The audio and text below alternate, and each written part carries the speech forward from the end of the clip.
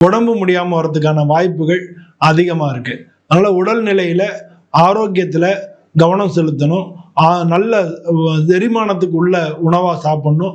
தண்ணி நிறைய குடிக்கணும். உங்க ராசி நெருப்பு ராசி, அதனால ஹீட் அதிகமா இருக்கும். வயிறு சம்பந்தப்பட்ட கோளாறுகள் வரதுக்கான வாய்ப்புகள் நிறைய இருக்கு. நரம்பு சம்பந்தப்பட்ட கோளாறுகள் வரதுக்கான வாய்ப்புகள் நிறைய இருக்கு. அதனால நீங்க சாப்பாட்டுல கவனம் வைக்கணும், உடல்நிலையில கவனம் செலுத்தணும். அது மட்டும் இல்லாம குடும்பத்திலையும் வாக்குவாதங்கள் பிரச்சனைகள் வர்றதுக்கான சான்சஸ் அதிகமா இருக்கு. ஏன்னா உங்க ஜென்மத்துல கேது, 7ல ராகு. அது மட்டும் இல்லாம செவ்வாய் வேற இந்த மாச கடைசி உங்க ஜென்மத்துல தான் இருக்காரு. அவர் மாச கடைசியில 2ஆம் இடத்துக்கு போறாரு. அவர் கொஞ்சம் ஹீட்டான கிரகம். அவரு உங்களுக்கு நல்ல பேசுறதுக்கான வாய்ப்புகள் இருக்கு. அதனால வாக்குவாதங்கள் ஏற்பட்டு அதனால பிரச்சனைகள் ஏற்படலாம். அதனால வாக்குவாதங்களை தவிர்த்துருங்க. உடனே கோவம் வந்தா கூட அதை குறைச்சிக்கிறதுக்கு, இல்ல டக்குன்னு கோவம் வந்துன்னா வெளில போயிடுங்க. அப்புறம் கொஞ்சம் சமாதானமாகி வரலாம்.